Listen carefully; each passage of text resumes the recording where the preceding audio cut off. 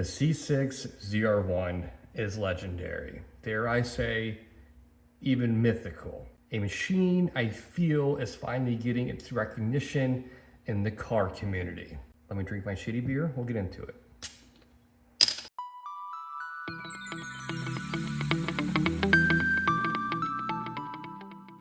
So welcome back to the channel, boys and girls. Yes, this is another vlog type video. I like doing this. The other project I'm doing right now on my other channel is taking all of my DIY time away from the garage. I apologize. But after I'm done this, I'm taking a break on the house for a while, and we're just gonna do car stuff. Cool? Cool. Okay, so today I want to talk about the C6 ZR1, in case you didn't figure out from my intro and the thumbnail, and explain why I feel, or my opinion, is the pinnacle of the analog supercar. And it's something we will probably never see again. And I already know people are going to chime in with the same era generation, the 4th gen Viper. True, but you had to get that in an ACR trim to get comparable numbers, and they only made about 300 of those, so I don't really count that. And they're very expensive, both the MSRP and now. The C6 ZR1, in my opinion, is an obtainable supercar. And yes, I'm calling it a supercar because it's my channel, and I want to, and I like Corvettes, and it's cool. Okay. The car is 3,300 pounds with 640 horsepower, 605 foot-pounds of torque, and a 0 to 60 time in good conditions of about 3.2 seconds. Which, all right, for a front engine rear drive car, that is bonkers to achieve that. And with very little modifications. I'm talking like a pulley and intake and a tune. You got 700 plus horsepower. And that'll do quarter mile in the 10s. Stock will do low 11s. For 2009, that was incredible. It still is pretty damn fast. And in case you didn't know, the LS9 powers the ZR1, and it shares the same LS3 block, just with everything else is forged internally, and it's got a cute little blower on top. I say cute, it's pretty damn big. And the crazy thing to me, even to this day, is that in 2009, or I guess 2008 when it was introduced, is that the Corvette team, an American car, introduced carbon ceramic brakes. Even today, that's rare you see it. The E-brake comes standards because the weights, the higher trimmed, I think the Z07 and the C8 you get them, or option them, and of course the ZR1 gets ceramic. I think the ZR1 comes standard with carbon ceramic brakes. I don't know, top man, please let me know. In any case, yeah, it was just very strange even today to see on this platform, same as the C5Z, carbon ceramic brakes. It's pretty cool for American car. Oh, real quick, kind of off topic. Video 2 ago, someone made a comment. I'm not sure if I replied or not. This is very accurate. He said a few years ago he wished he didn't jump on the C8 hype train and wish he got a ZR1. I kind of shared the same thing. 4 years ago, you could have got a C6 ZR1, a good example, in the 60s, much less than even a Stingray C8 at the time. I kind of wish I did the same thing. But you know what? I had a lot of fun with the C8, a lot of good content, so I can't complain.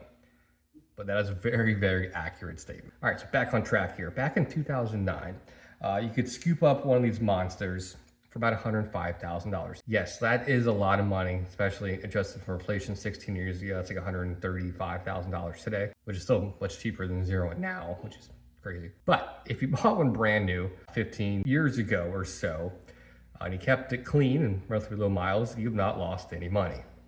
You pretty much get your money back, or close to. So I guess you heard it here first. The ZR1 is an investment.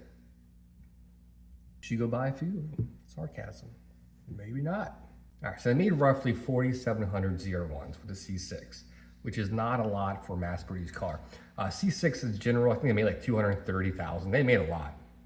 But only 4,000 of those are supercar status, in my opinion. And I'm being honest when I say this. If you have a C6 ZR1 right now, there's probably 4,000 left in the wild through attrition. You know, they get broken, people molest them and stuff.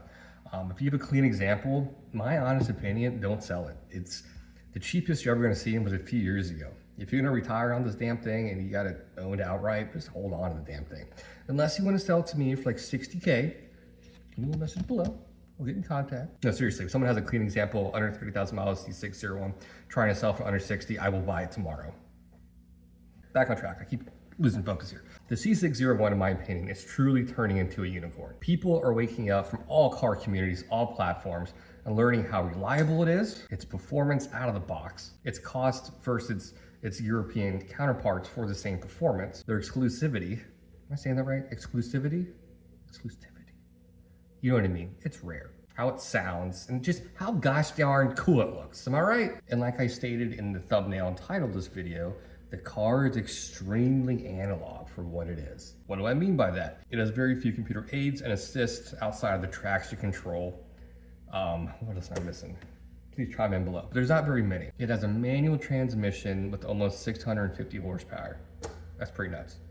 A car that's that light. It has a literal analog gauge cluster, which I adore. I love my C5, especially the Z06 with the checkerboard and how they're in different planes. It's really cool.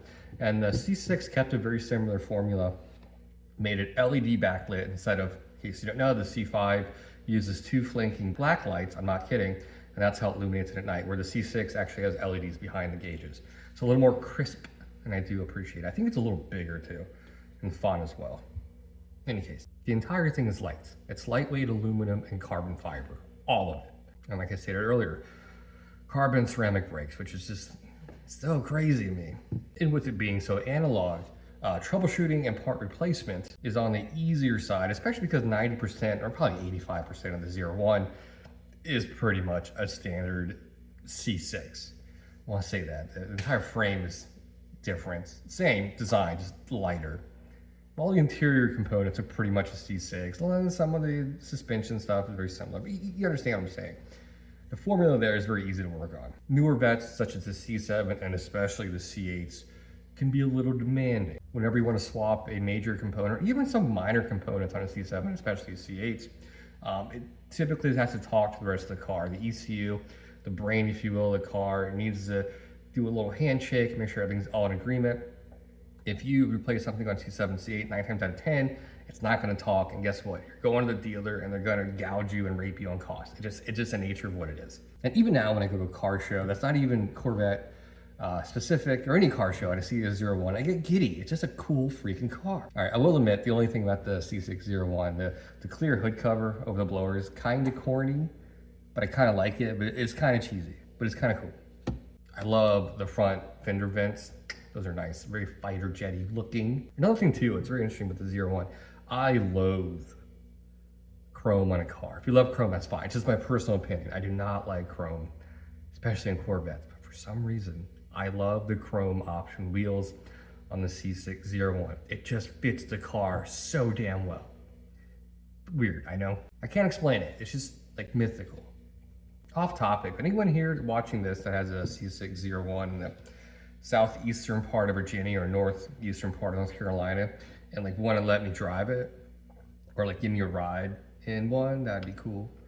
Like I wouldn't be mad if you're like, hey, come get my car, let me check it out. Like, that'd be pretty cool.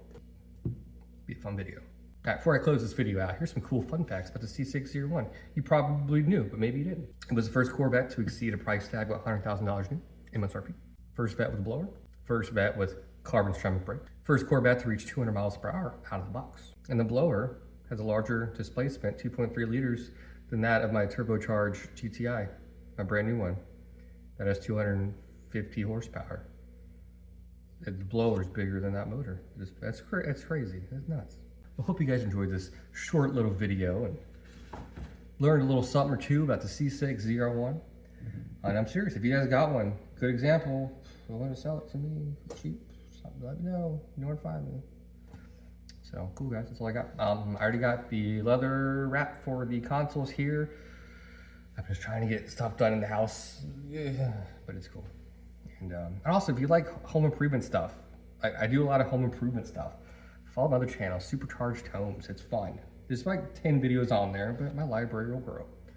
So cool. All right. In any case, that's all I got for tonight, guys. I'll see you guys in a few days. You guys take care. Mark out.